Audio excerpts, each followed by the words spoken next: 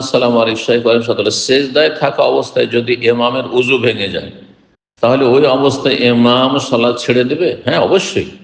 একটু এগিয়ে যাওয়া যায় না, নাকি তকবির দিয়ে দুই সিজদার মাঝখানে বসে বা যদি দ্বিতীয় সাজদা হয় তাহলে দাঁড়ানোর পরে সালাত ছাড়বেন না। এক মুহূর্ত সালাত কন্টিনিউ করা যায় না যখন উজু নেই, নাপাক অবস্থায়। যেমন টের পেয়েছেন আমি নাপাক হয়ে গেছি, আমার উজু নেই, কত গোসল করে সাথে সাথে নামাজ ছেড়ে দিতে হবে, ইমাম হোক অথবা মুক্তাদি হোক, জায়েজ না, বড় গুনাহ।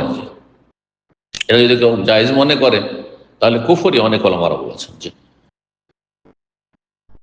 নাকি তাকবীর দিয়ে দুই সেজদার মাঝখানে বসে বা যদি দ্বিতীয় সেজদা হয় তাহলে দাঁড়ানোর পরে সালাত ছাড়বে, মানে সেজদা লম্বা করছেন বারবার, বলছেন যে মানে সেজদা অবস্থায় সালাত ছেড়ে মুক্তাদি কিভাবে বুঝবে এবং কিভাবে ইমাম মতের জন্য সামনে যাবে।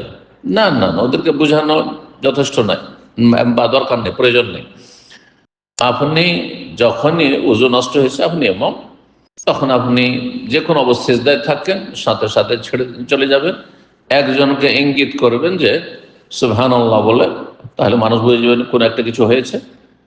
আর তার সাথে আপনি তাকে ইঙ্গিত করবেন সামনের দিকে যে তুমি নামাজ পড়িয়ে দাও, নামাজ পড়িয়ে দাও। যার মধ্যে দেখছেন যোগ্যতা আছে নামাজ পড়িয়ে দেওয়ার, ইমামতি করার, তাকে ইশারা করবেন যে তুমি নামাজ পড়িয়ে দাও। জি।